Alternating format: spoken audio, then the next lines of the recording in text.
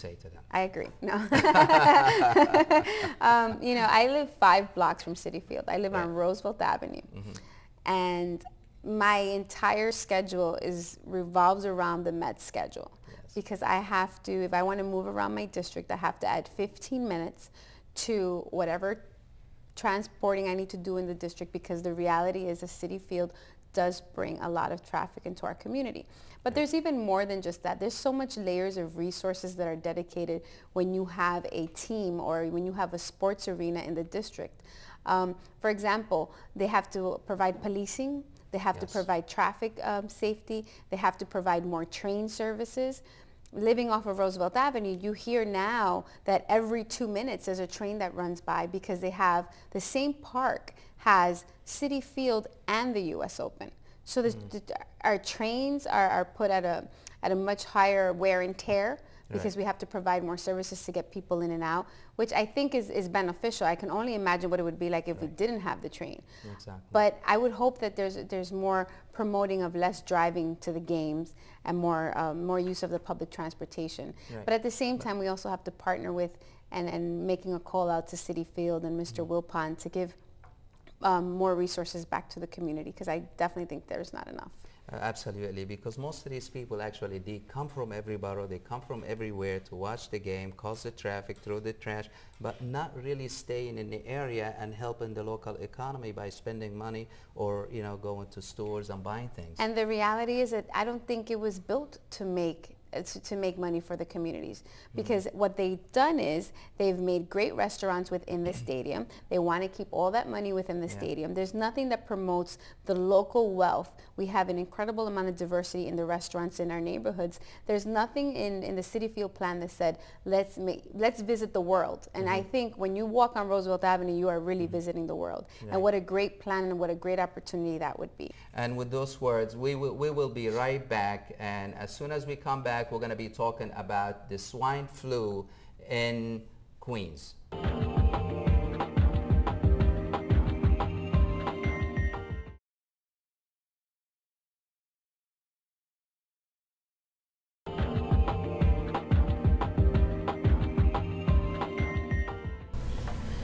Welcome back to our show with Councilwoman Julissa Ferreras. We were talking about the basically the economic challenges and, you know, the job fair that you were preparing to have. In the mix of all of that, you have a proposal is going to council to do away with all street vendors in Elmhurst and Corona, and I think Jackson Heights also. How is that going to create jobs, and how is that going to help the local economy? Well, I think that's the legislation that just doesn't make sense. Street vendors is part of our community. I think there needs to be a response. We do have some vendors that don't have the proper documentation, that are not practicing the proper rules that are applied by our health department. So it is an issue in our community, but I do think that it needs to be resolved more so as a community response, and something that we have with our business owners, have with our elected officials and the street vendors, not just present the legislation that doesn't make sense and is not profitable for our communities. Exactly. Now we're talking about swine flu. Yes. You have a group of students in your district. They left to go have a vacation for a few days. They came back to your district with the swine flu. A few months later, assistant principal was dead. Now 300 dead in the United States from the swine flu.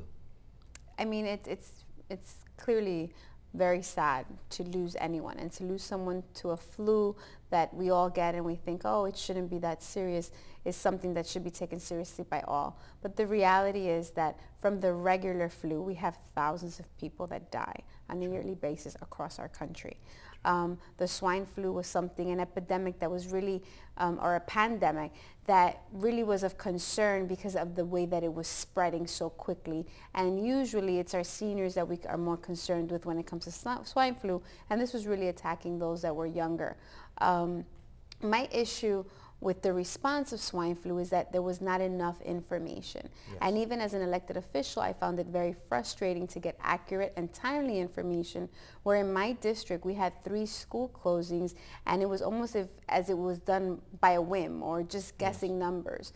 And the only thing that I think that really benefited us was that it was so close to the end of school that we were able to get a little break. But now that we're beginning school again, one of the responses that I have done with Health First and some other community-based organizations is we are trying to put out information, and also we have an emergency, or what we call the swine flu or H1N1 packet. So H1N1 packet will include hand sanitizer, a mask, some gloves, and most importantly, instructions for our parents on how to prepare their children before they go to school and what their contact with other children should be.